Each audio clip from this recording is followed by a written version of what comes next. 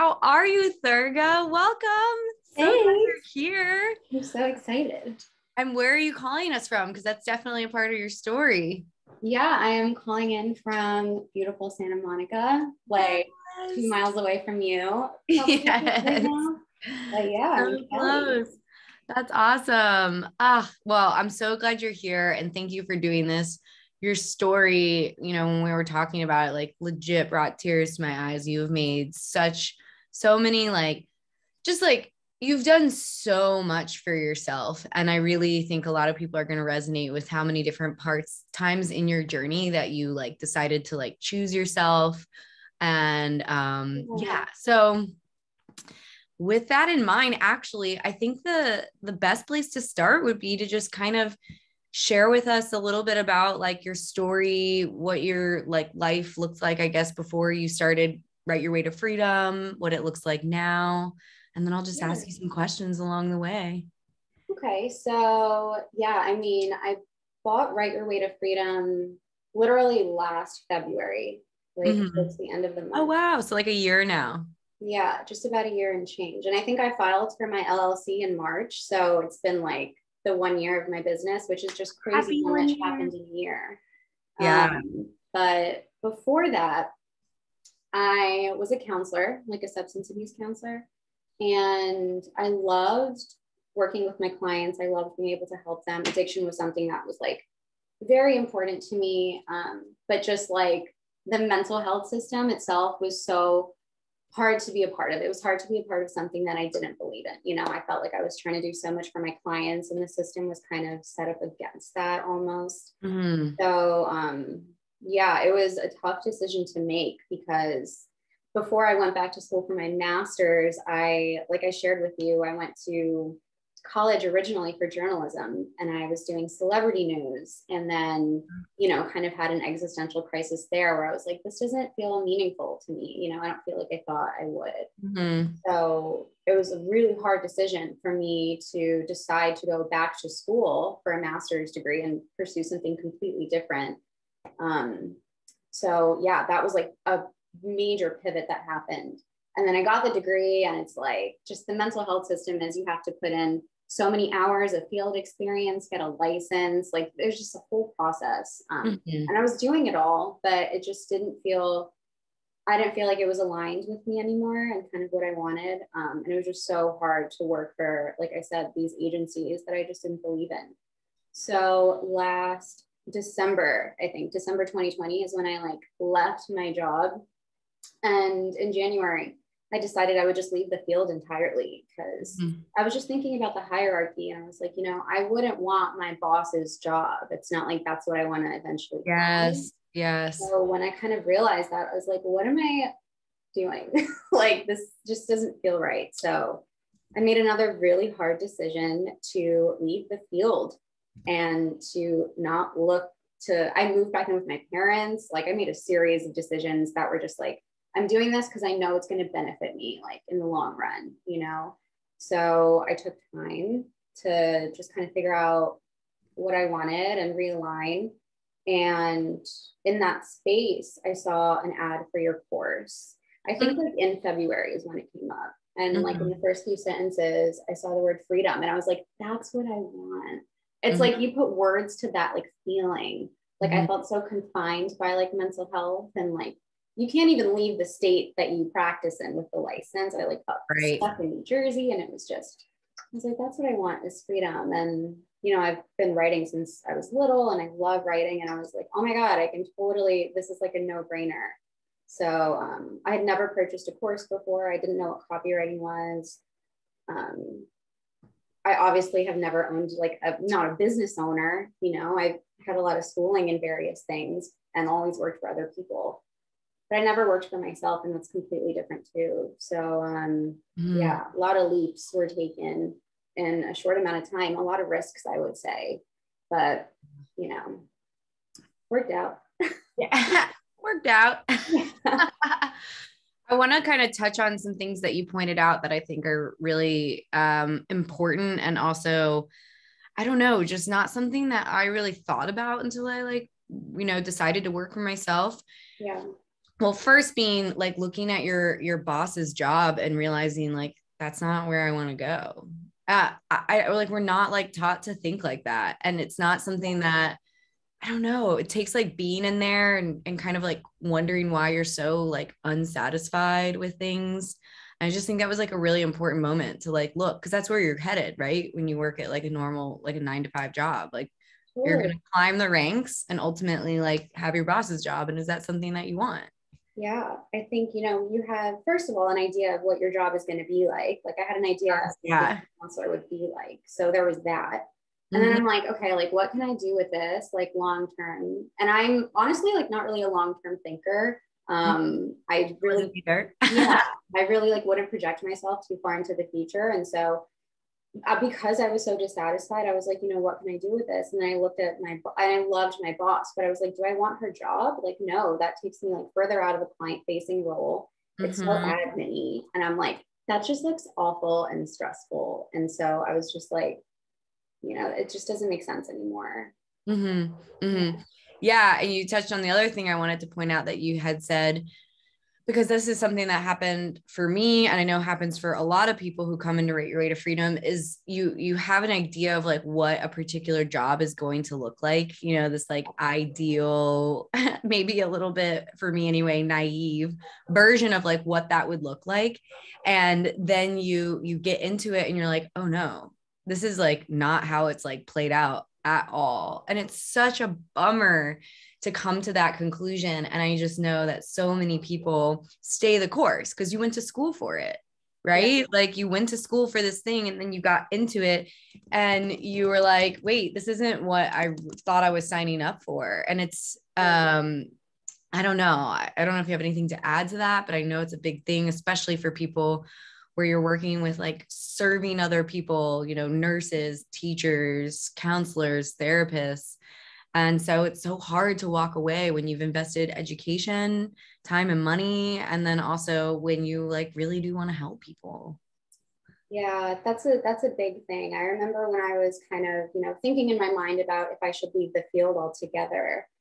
I got a lot of pushback from peers of mine who are and like coworkers, like friends I made at work and stuff. They were like, dude, you like just like went through so much schooling and like accumulated these hours and did internships and stuff. And I was like, I did, like, so what? It's like I think you get to a point where it's like if something doesn't feel in alignment anymore with the present version of myself, because Mm-hmm. it was in alignment with like a previous version of myself, right? Like at a point in time, like that was what I wanted. And Right. so it's like I think I learned everything that I had to learn. If I didn't have those like really difficult experiences working for these systems, that wouldn't have propelled me to be like, I just need to work for myself, So it's like all those things had to happen in order for me to know that I wanted to run my own business and like do my own thing. Mm-hmm. I got like pushed to that point. It's not like I was born like I want to be an entrepreneur. Like Right. it Right. culminated into that, So I feel like Mm-hmm. everything happens for a reason. And when you make a career change, like a huge pivot like that, it's not like, you don't go up and then like you're like, oh, I'm gonna pivot and then like you start over. It's just like you go up and then you just keep going. Like you take what you Yes. learned, Yes. you just like continue progressing in life. Like I don't believe that there's like a backward motion. Yeah. Yeah. It's all like building on top of itself. And Yeah. you just sometimes can't see it quite yet. Yeah. I totally believe that too. And especially even more so when you are doing the entrepreneurial thing, because you start to like realize that like when you invest in like skill sets and things like that, like it's never wasted. Like it's going to inform your next move, your next decision. Yeah. Totally. Mm-hmm. So you had never heard of copywriting, never purchased an online course. Yeah. I'd love to hear, was that like terrifying? Like Oh my what did God. that all feel like? Yeah. Am I like allowed to curse on here? Oh yeah, let's do it. I was like shitting bricks. I was like literally shitting bricks. I was like, oh my God. The number at the time to me of like what the course cost felt so high. Like I'd never like purchased anything that like was at that price point, like unless college counts. But there were just so many things. And again, I'm jobless at this moment. So it was Yeah. definitely like an investment, I was And taking new, like it's not, it's it's so like in society, it's acceptable to like go into tens of thousands of dollars of debt for college, but to like buy an online course, it's a few thousand is like bananas. No, it's crazy. Right. It's crazy. Yeah, I think because Yeah. college has been so like, Ingrained in us. yeah, Yeah. absolutely. And this is It's just completely different. yeah. Yeah, I was totally scared.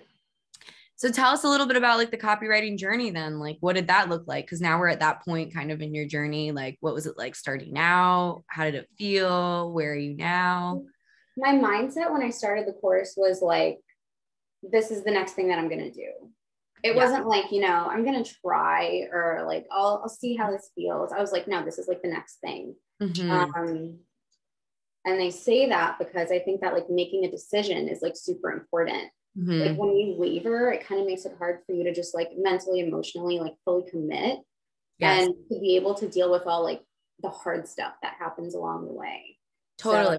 That's actually a theme I've noticed in these like student success stories is that people say that they're like, I made a decision and there was no other option. Like I was going to yeah, succeed in this. Yeah. totally. No plan B. Yeah. And I was just like, this is gonna work, So, and I also learned that like, oh, I read The Slight Edge. So I Mm-hmm. did that like right in the beginning. And I'm like, literally, if I just keep going, like, there's no way that this can't work. Mm-hmm. And that was something that I just always thought, like, especially in the beginning stages, I was like, there's no way this can't work if I just keep going. Like, if I reach out to 200 clients and hear nothing back, like maybe 201 is gonna be like, hey, like, let's work together. I was like, you just have to kind of keep going. So that was major. So yeah, I definitely had a mindset of like, this is gonna work. It has to. And if it doesn't, it's because I stopped trying. So it's like I really knew that the only way that this wouldn't play out to the way I wanted it to be was like if I got in my own way and allowed that to happen. Nice.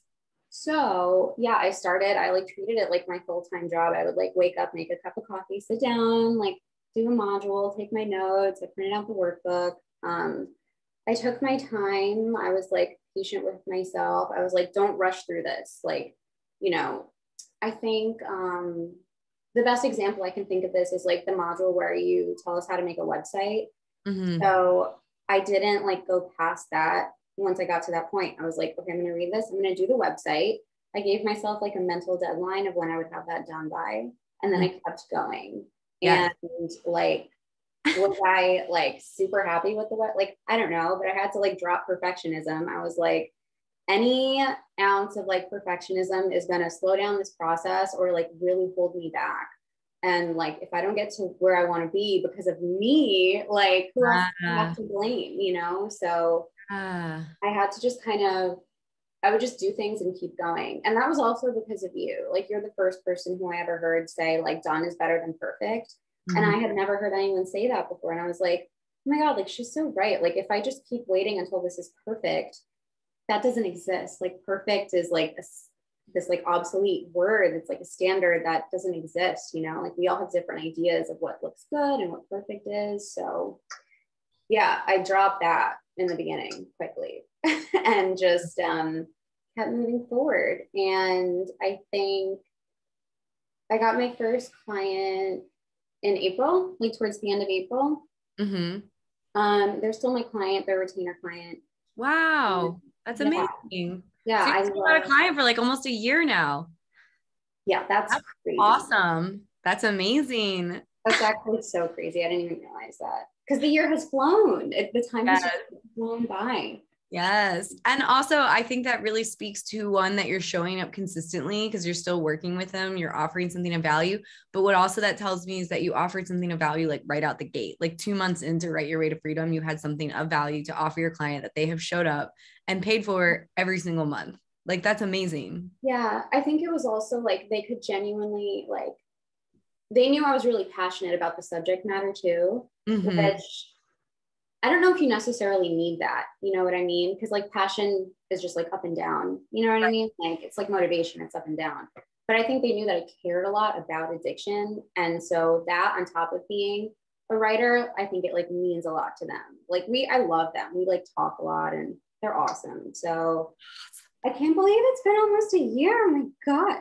I know. It's the best. Wait till you look back and you're like, I've had clients now for like 6 years. And I'm like, wait, what? How can I say that? And they're like friends now. When you have, because we only need like a few clients, right, to make this work. And Totally. so, yeah. And then when you have like a few like clients that you just like love and adore, it's Yeah. the best. It's That's just the another thing that kept me going. I remember like you saying you only need a few clients to make this work. And that really stuck with me too, because the marker wasn't super high. I didn't feel like I needed 20 clients. That Mhm. felt out of reach. Yes. And if something feels out of reach, you get overwhelmed and you just stop. Right. Ah, So I was like, I only need 3 to make this work. Like, wow. Okay. So let me just try to get 1 now. Like, ah, just everything felt so tangible yes. because it's true. Like right now, I have 3 clients. And that's fine, right? Yeah, it's great. And, Yeah. I was able to move from New Jersey to California. I haven't done anything else. This is my sole stream of income and Yeah, that's crazy. amazing. That's so amazing.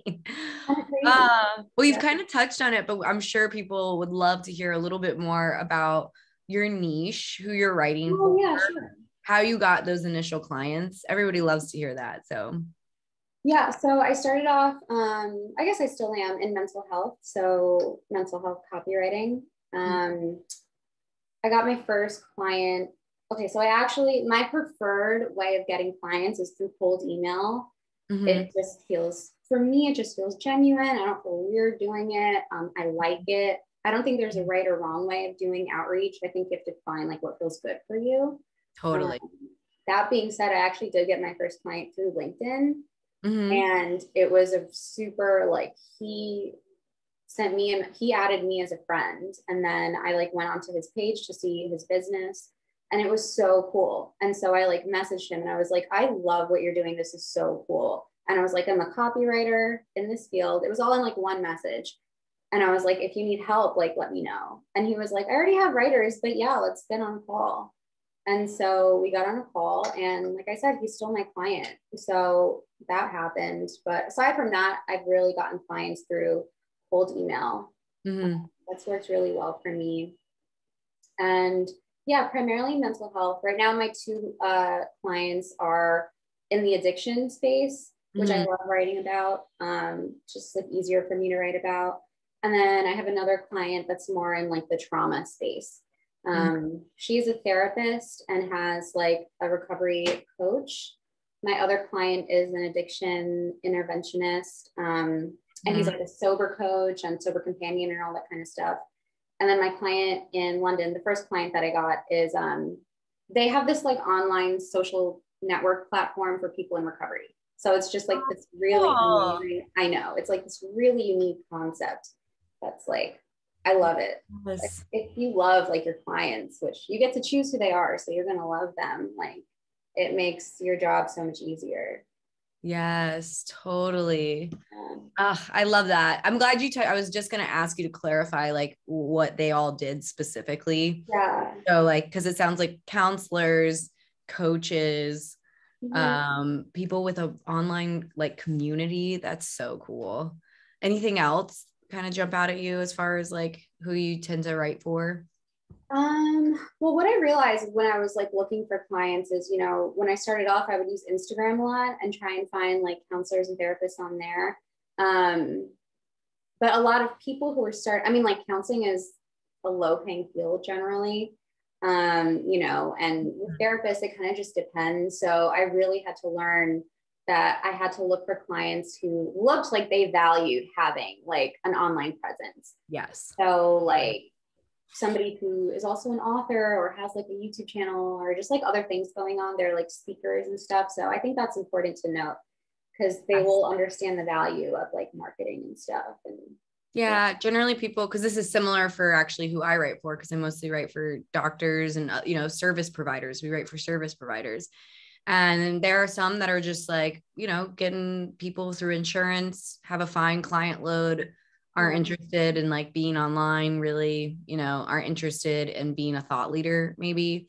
So you Right. definitely have to make sure that you're focusing on people if you do a service-based industry. Yeah. Um, you got to work on look for the people who like look like they're trying to like have an online presence, incorporate some marketing for sure. Yeah, That's for sure.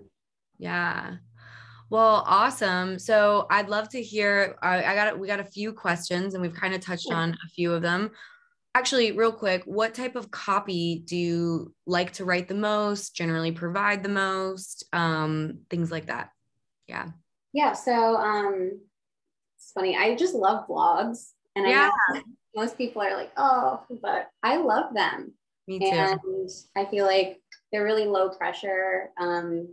I can just like go to the beach and go on Google Doc on my phone and just like write a blog. Like it's just like feels like really low pressure situation. So Mhm. I love writing blogs. I've also done like website copy. I've done like emails, a couple of opt-ins and stuff. But like the bread and butter right now of my business, I really feel like it's blogs.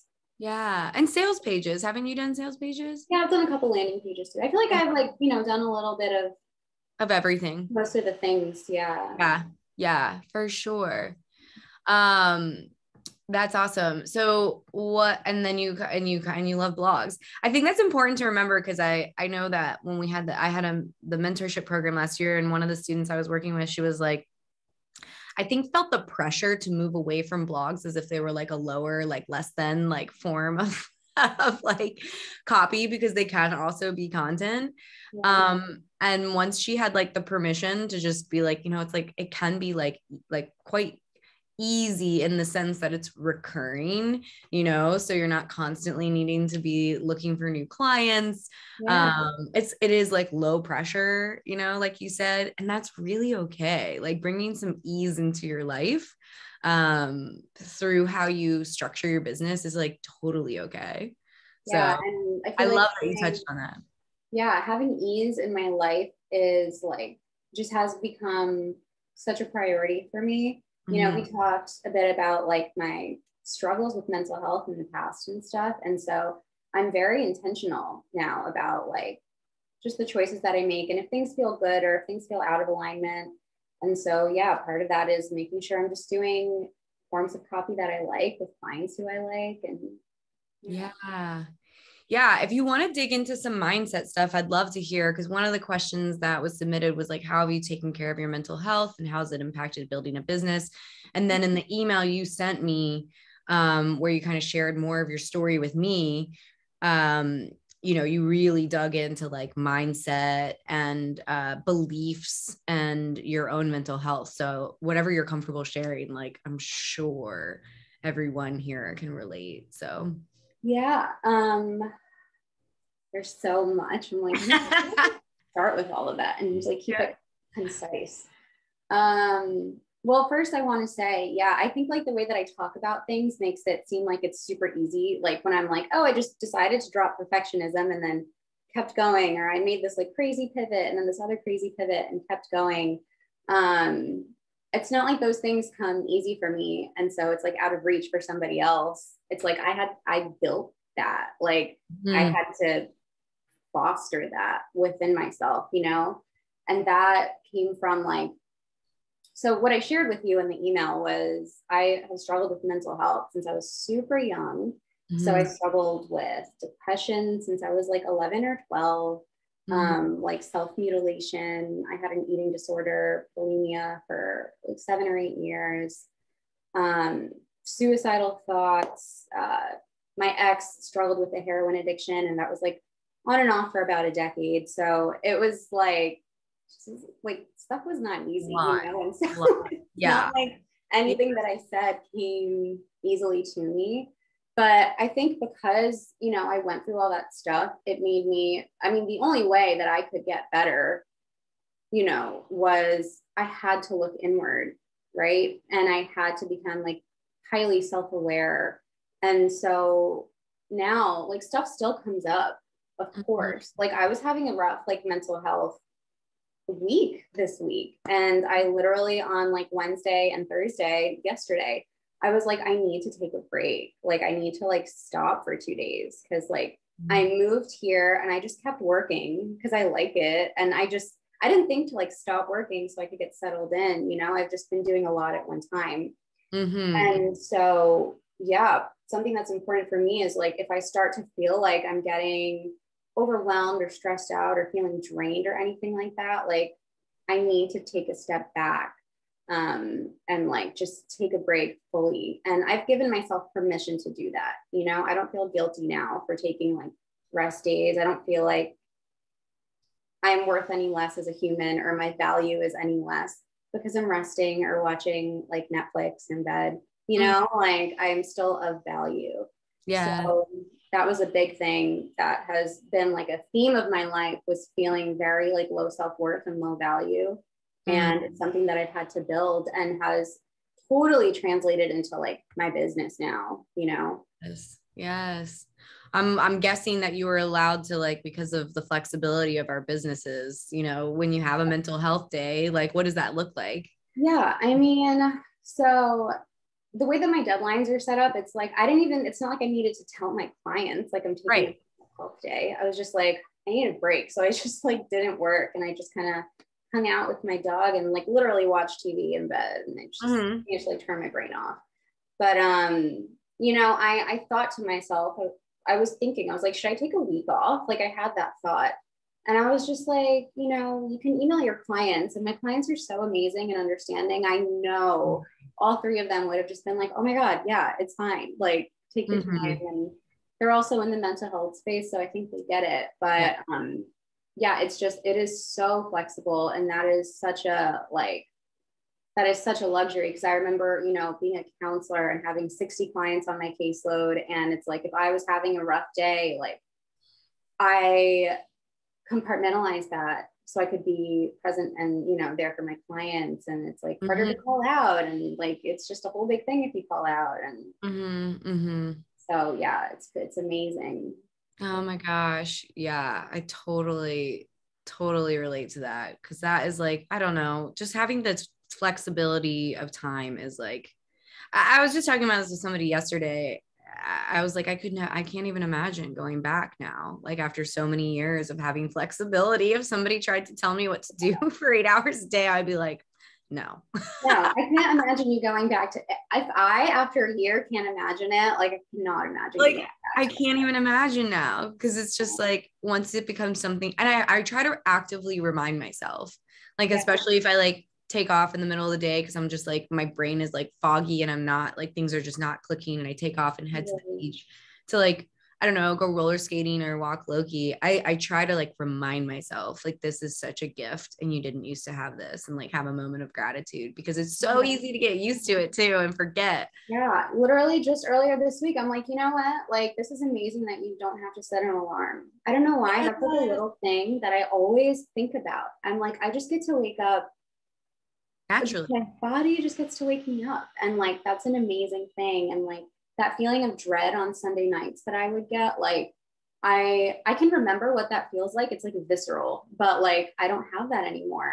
And you know, my boyfriend was saying, it was a few weeks ago, but he was like, yeah, like it's Friday, let's go like do something or whatever. And I was like, every day is Friday for me. Like, yes. Feels like, don't you understand?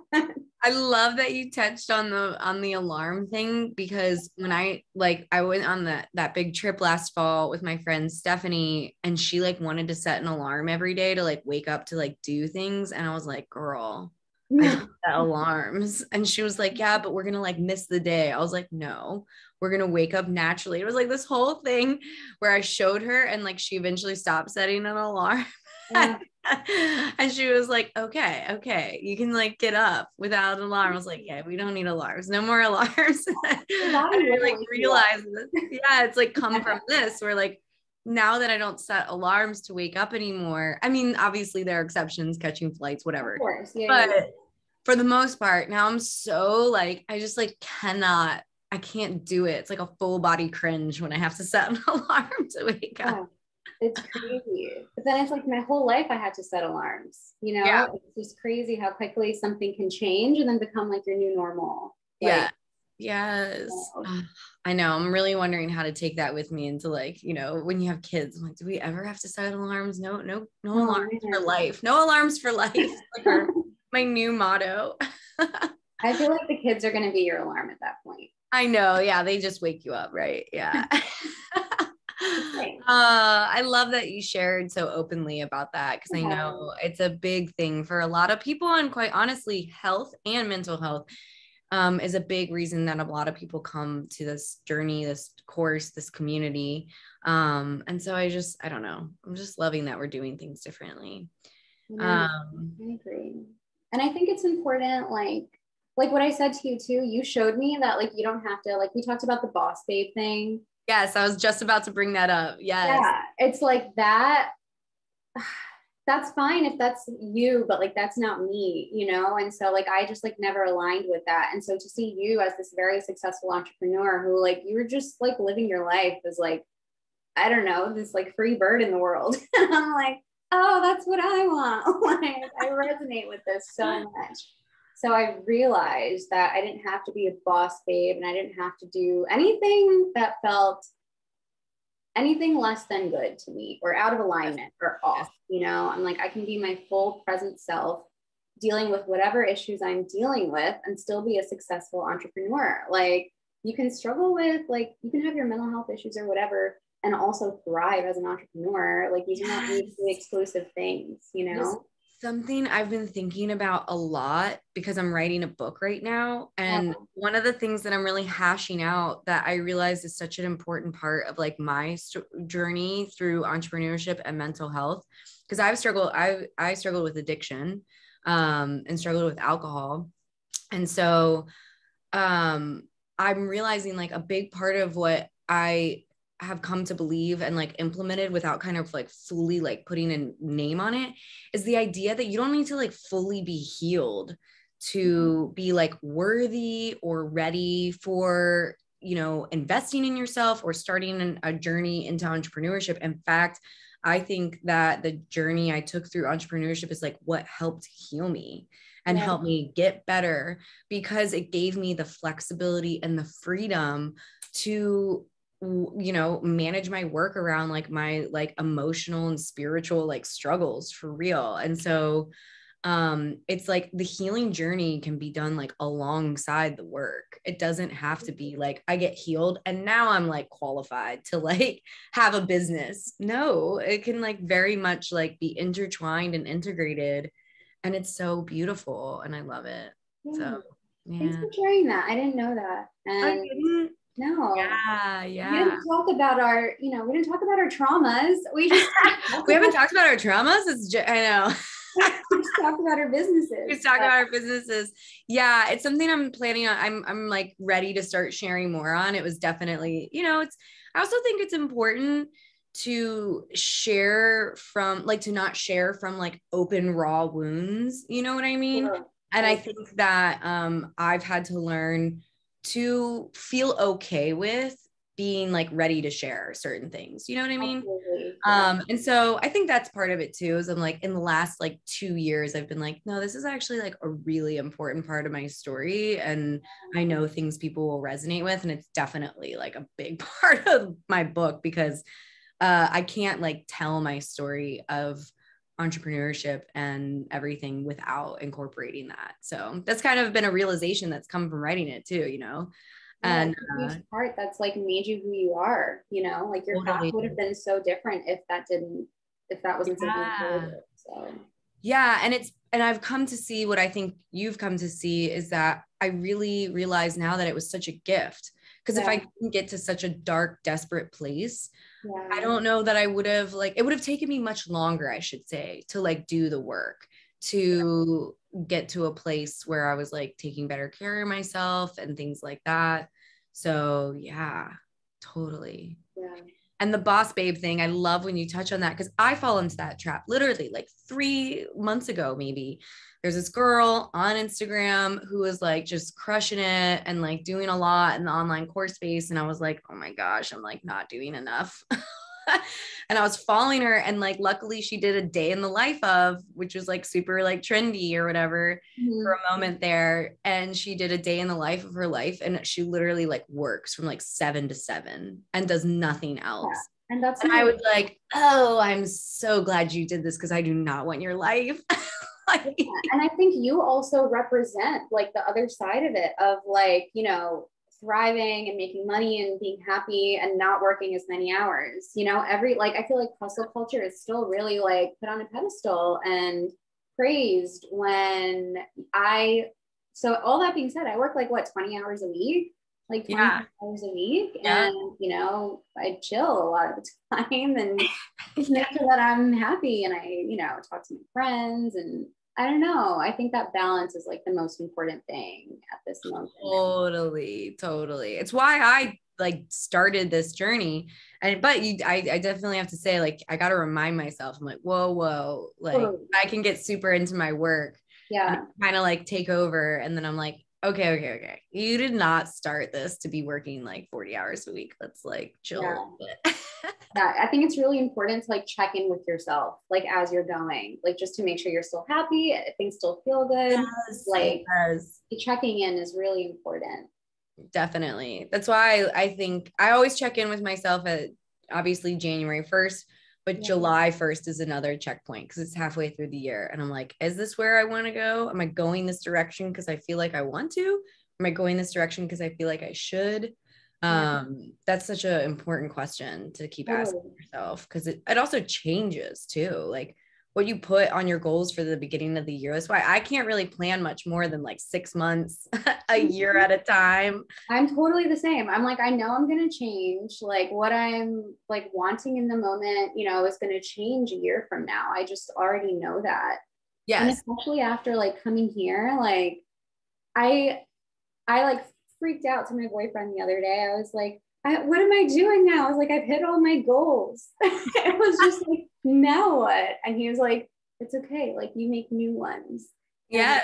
Oh my God. So it's like, I have to take time to like figure out, just kind of assess, you know, what's happened up until this point and figure out what I want to do next. And, you know, because I've realized like the money goals for me is not, that's another thing that's so easy to fall into, because people just have these crazy numbers that they're making every month. Yes. Higher and higher. And I was like, I can't keep chasing numbers. Like, totally. You need money. Money is good. It's a good thing. I am not vilifying money, but also if it's filling something in you, or you think it's going to fill something in you, like it's totally. Not. Yeah. Totally. I was actually in this like, I'm in this like mastermind, and it's like all men, and they're so like money motivated. And I'm like, I can't really like, it's just like, and they were having this like whole conversation about just like lack of inspiration and motivation. And I was like, maybe you're not as motivated by money as you think. And they were like, you were like, mic drop. What? Yeah. I was like, maybe you need something else.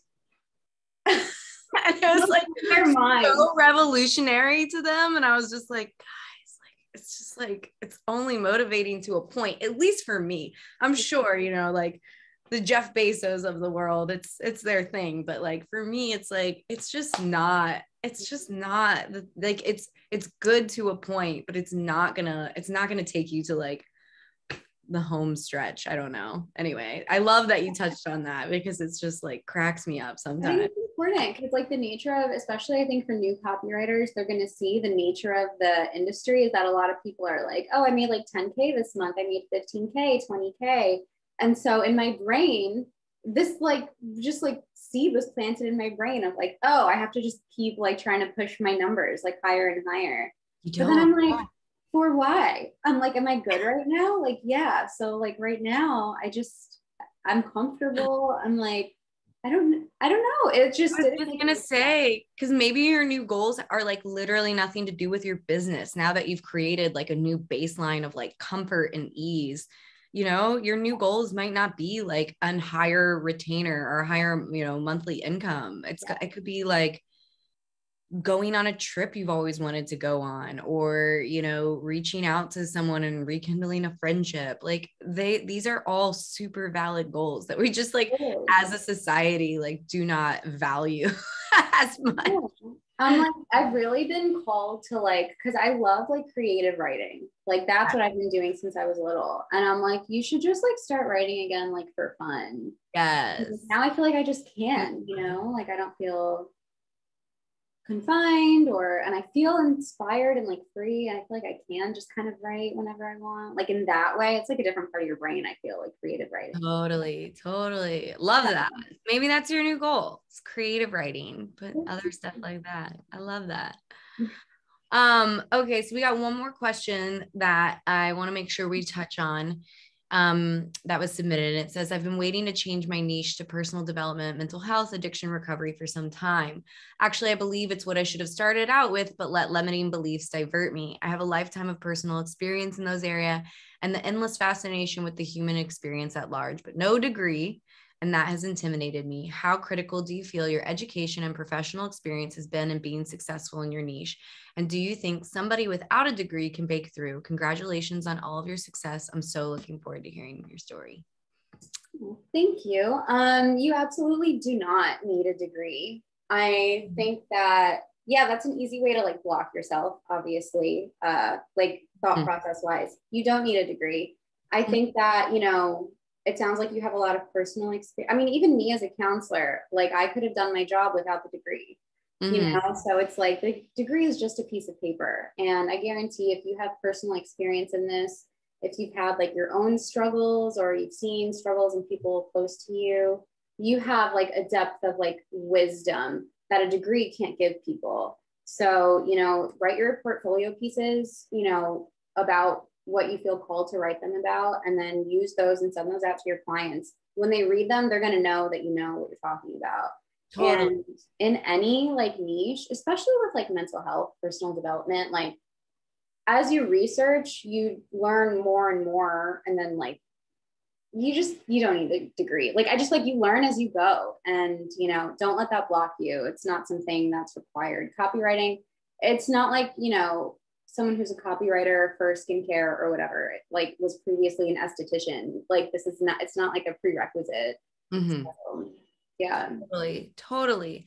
And I like to remind people when they ask this question, you know, think about people in your own life, like establishing credibility is like something you do in copywriting, right? Where you like say like, here's why you should like listen to me and I'm qualified to speak on the subject. And we've all experienced somebody establishing credibility by like listing actual credentials, but then hearing somebody else like establish credibility through like a shared experience. Yeah. And 9 times out of 10, I'm going to listen to the person who shares a story that I'm like, oh my gosh, you were in my brain. Like really? That, like we are on the same page, the same wavelength. And then that's the person I'm going to like follow and trust and listen to much more than the person who's like, I've studied this thing for 10 years in a school and that's all I can speak from. I might also listen to them too, but I'm going to connect with the person who has credibility through shared experience. Yeah. So that is just so important, I think, to remember. Yeah. Agreed. Yeah. Well, awesome. Thank you for being here. Is there anything else you want to share? Actually, I'd love to hear a little bit. Again, I know we just talked about money, but I do think it's important about, I guess, because one thing you touched on when you wrote to me is that you've made the most since you've ever made in your life. And I think that I just want to touch on that a little bit, because I know also there is a limiting belief about being in the mental health industry, niche, I should say, and that not being like quite as lucrative. And I would hate to hear that somebody like didn't choose that niche, kind of like that question was submitted, because they think they can't make it work. So I don't know if you have anything to add or talk about. Yeah, for sure. Work. Yeah. Well, I think you can make any niche work, first of all. So, you know, I do want to say that. But so with my niche, I mean, yeah, I think with my master's degree, I was making $2,000 a month as a counselor, you know? So now I'm making between $3,000 and $4,000. My like financial goal when I started was to make 2,000. And then I was like, oh, okay. And I can have more than this. It's crazy when you realize you can add more on to like, there's just no cap, you know? And we're so used to living in a society where it's like everything's salaried, and it's just like, when you have your own business, everything is very different. So yeah, then I was like, I want to make 3,000, and I pushed it to 3,000. And now it's usually between 3 and 4. Yeah. And I feel good. Yeah. That's amazing. Yeah. I love that. Bailey actually just submitted a question saying, how did you start implementing coaching into your offers? And at what point did you feel empowered and like it made sense for you to do so? Coaching or consulting? Just to clarify. Yeah, she's asking about coaching. So yeah, I've decided to like jump into coaching. Yeah, not like copywriting coaching, but more of just like, well, I guess would apply to copywriters as well. But mindset coaching, you know, because that really kind of dictates everything that happens in your life is your thought processes and stuff. But because it's separate from copywriting, I haven't incorporated it into copywriting offers. Like that will have its own website and its own like completely separate thing. So yeah, I mean, I guess if I was consulting, I would probably add that on as a separate thing and just like price per call or something. But yeah, not really. Okay. So Right it's coaching and it's going to be separate from your copywriting thing when you do it. Yeah. It's going to be like its own thing. Cool. That's going to be amazing. And that'll be really cool. And probably super fulfilling. So yeah, that's another, I'm definitely just like taking my time with that, making sure it feels good. Like each step that I take just like feels right in that moment. And so yeah. That's awesome. All right. One last question. I love to wrap up with this one. If you could talk to yourself at the beginning of this journey of Write Your Way to Freedom, what would you tell yourself? Oh my gosh. Like Thurga a year ago, what would you say? Well, I would definitely tell myself, you know, to not limit myself, you know, to not make any of my goals smaller because I think they're more acceptable or more feasible or anything. So to just, whatever my goal is, have that be my authentic goal. Like, don't make myself smaller, don't make my goals smaller, all of that, you know? And also like, just keep going. And I see a lot of posts like in the group of people struggling, and it's like typically mindset stuff that people are sharing. And I just want to be like, oh, like just keep going. Like you got this, you know, like it's the biggest thing is like the blocks that you're facing, like everybody else has faced. And like you are not abnormal. And like as you level up and you make more money and get more clients, you're gonna come up with blocks again. Like no entrepreneur is like without limiting beliefs and like with no blocks. And we see everyone's best side on social media, especially with entrepreneurs. So that's not real life. Yeah. We're all just people. So true. I love that you touched on how it just keeps showing up. Like, you know, as I've grown and shifted my business over the years, like imposter syndrome and all that stuff, anxiety, procrastination, it all just shows up in a new different way. And it's just like, it's for me, I've just realized it's a sign that you're growing. And now that I know that, and I can look at it and be like, I recognize you. I know what you are. I know why you're here. And that's okay. I'm just going to keep going anyway. And you're not going to drive. Like, you're not going to be the one that's in charge. You're not going to be that's running the show. But I know you're here because I'm growing. And that just keeps happening in different like checkpoints, like as you move and as you grow. And when you realize it's really just a sign that you're growing, it's so much less scary, I think. But it does take coming to know that for yourself, right? Because we can say this all day long, but there's a difference between like hearing the advice and then like knowing it in your bones, you know? Going through it yourself, I think makes the biggest difference. And part of that is also being willing to face, you can't run away from the blocks. You have to look at them. They're all teaching you something about yourself. So you have to like forward face your blocks, and it's going to hurt and be scary and you're going to feel really whatever. But that's how you learn about who you are, and that's how you progress forward. So yeah, totally. Well, thank you so much for taking the time to share your story. Love talking with you. Love hearing your story. Love that I got to hear more of it. You sent me that email when I was asking for details for the post, and I was just like, Thurga, what? I know. It just never came up. But yeah, I'm so glad we got to do this. I love talking to you. So yeah, it's good. And thank you guys. I've been watching the comments. Y'all are lovely. I've appreciated all the feedback you've given along the way. So thank you so much for being here. It's so much more fun with you. So, all right. Well, until next time, have a great rest of your day. I'm done for the day. I don't know about you. Headed to the beach. Meet you there. Yeah. All right. Bye. Bye, everyone. Thank you.